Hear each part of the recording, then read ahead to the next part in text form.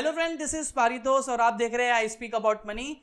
आज इस वीडियो में मैं बात करने वाला हूं इक्विटी सेविंग हाइब्रिड कैटेगरी में टॉप 5 कौन से फंड है 2023 में जहां आप इन्वेस्ट कर सकते हो। जब से डेट फंड का जो टैक्सेशन वाला जो चेंजेस हुए है उसके बाद इक्विटी सेविंग फंड में काफ़ी पॉपुलर हो चुके हैं।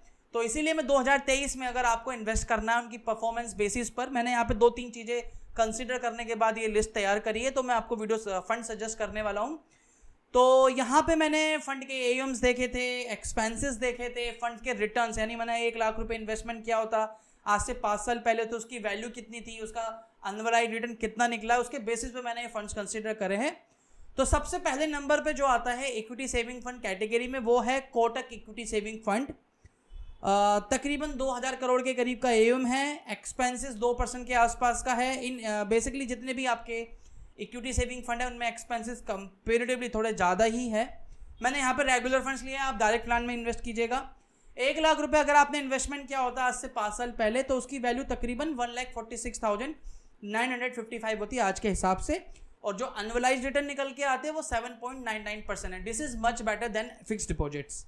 ठीक है, फिक्स डिपॉजिट में जो भी आपकी इनकम होती है वो इनकम में क्लब होती है, क्योंकि इक्विटी सेविंग फंड का जो रिस्क है वो प्योर इक्विटी फंड के कंपैरिजन में कम है और रिटर्न्स के कंपैरिजन में it is much better than fix deposit. तो जो भी आपका कैपिटल गेन बनता है 1 साल के बाद वो 1 लाख रुपए से कम है। जैसे इस केस में ही देख लीजिए, 1 लाख रुपए मैंने डाला, 1,46,000 निकला, तो ये पैसा आपका टैक्स फ्री हो जाता। दूसरे नंबर पे आता है वो है HDFC इक्विटी सेविंग फंड।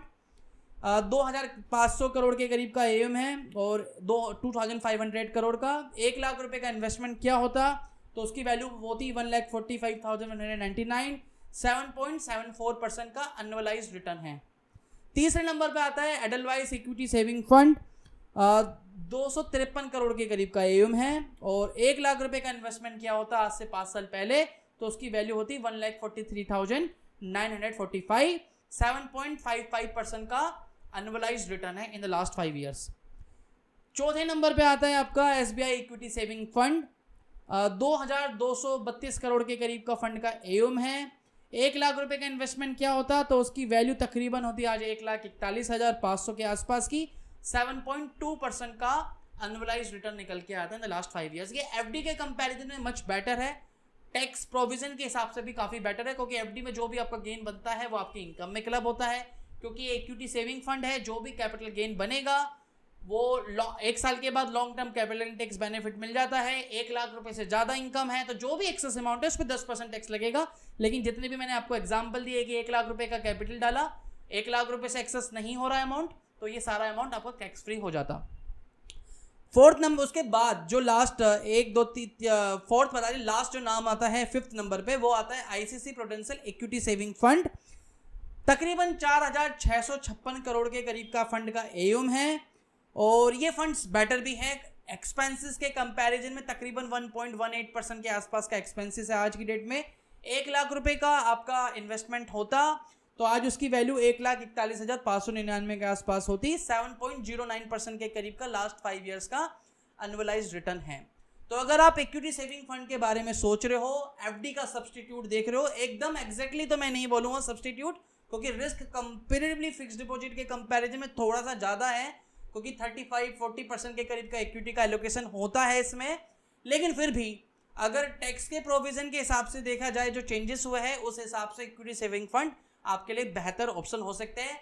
कम से कम 5 साल का समय देना है, उसके बाद ही इन फंड्स को कंसिडर कीजिएगा। तो ये वीडियो में मैंने आपको 5 फंड सजेस्ट करे हैं, Kotak, HDFC, Edelweiss, SBI equity saving fund और ICICI prudential equity saving fund. Edelweiss भी है। तो अगर ये वीडियो अच्छी लगी है, वीडियो जो लाइक का बटन है लाइक जरूर कीजिएगा, चैनल सब्सक्राइब कीजिएगा। हम मिलते हैं फिर नए वीडियो में नए फंड लिस्ट के साथ में। जैसे हमारी वीडियो की लिस्ट चल रही है, ये हमने एक प्लेलिस्ट तैयार करी है। इसके अलावा हमने लार्ज कैप, मिड कैप और स्मॉल कैप के बारे में भी बताया, वो वीडियो भी रेफर कर सकते हो, इसी प्लेलिस्ट में आपको मिलेंगी। और हम मिलते हैं फिर नए वीडियो में नए टॉपिक के साथ। और जैसे अभी तक कुछ समय से मैं एक्टिव नहीं था, अब बहुत जल्दी हम एक्टिव हो जाएंगे दोबारा से और आपको रेगुलर वीडियोस मिलेंगी। मिलते हैं नए वीडियो में। इस वीडियो को ज़्यादा लोगों को शेयर कीजिएगा। मिलते हैं नए वीडियो में नए टॉपिक के साथ। तब तक धन्यवाद। वंदे मातरम। जय हिंद।